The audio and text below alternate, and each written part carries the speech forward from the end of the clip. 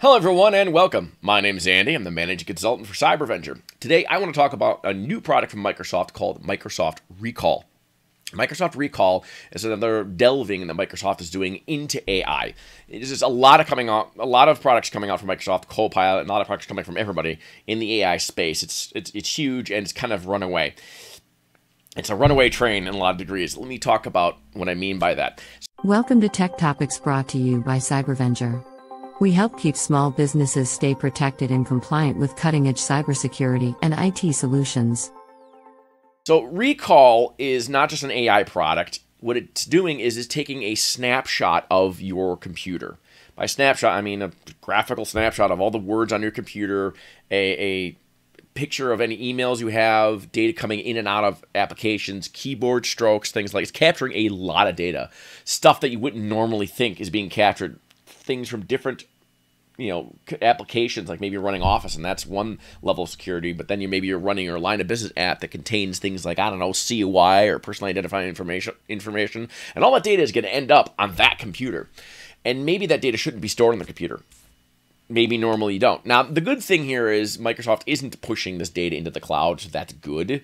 But even if it's locally on the computer, how is it stored? How is it encrypted? They do say that they promise to encrypt it. They're going to do their best.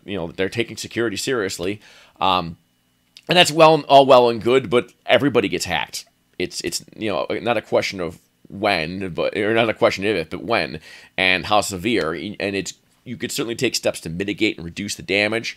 And I'm sure they'll do a pretty decent job. Microsoft's not terrible with security, but some of the hand waving I've seen in the articles has to be concerned. I don't know if they're taking the security ramifications here seriously enough. One of the problems with this is if you have CUI stored now on a computer that normally wouldn't have it, you could be violating compliance. So even if it's not a security issue, it could still be a compliance problem for you and your organization.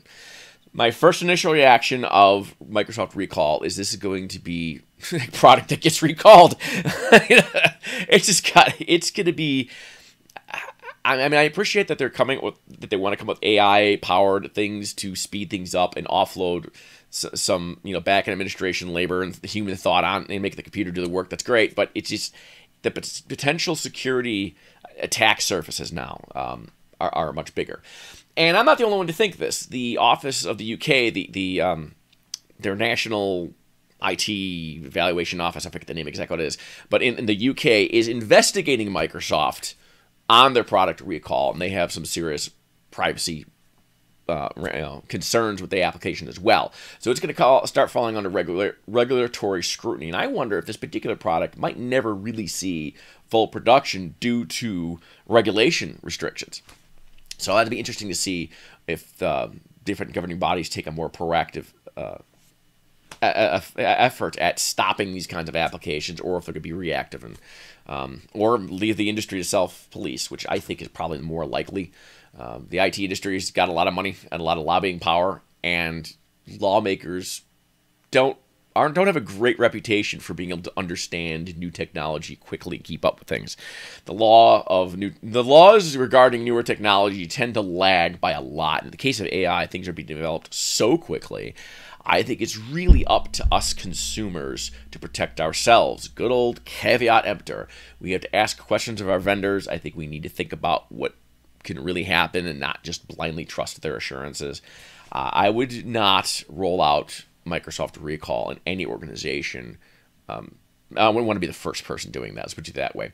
And certainly not without thinking about very carefully how it would affect compliance. If you're a NIST 800-171 shop where that applies, I wouldn't touch this thing. I'd leave it off. Now, on the fortunate side, all the processing for this AI is locally on the machine, which means it has some pretty beefy system requirements. It requires significant GPU power or NPUs, which now they have AI-specific processors instead of just using GPUs. That's coming out, like that to look forward to. So the problem may sort of solve itself in the short term.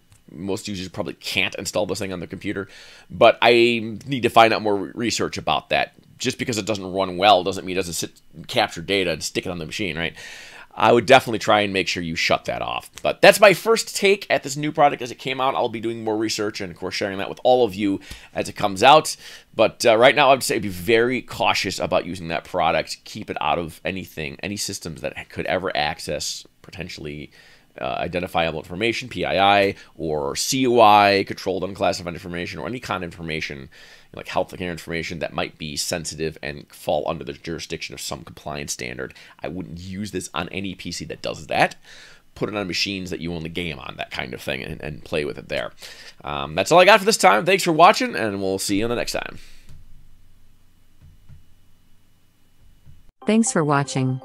We hope this video has provided valuable information to you. Be sure to share this video with other small business owners to spread the word about the importance of cybersecurity. As always, don't forget to like and subscribe for more videos like this. If you want more information about cybersecurity, visit us at www.cybervenger.com.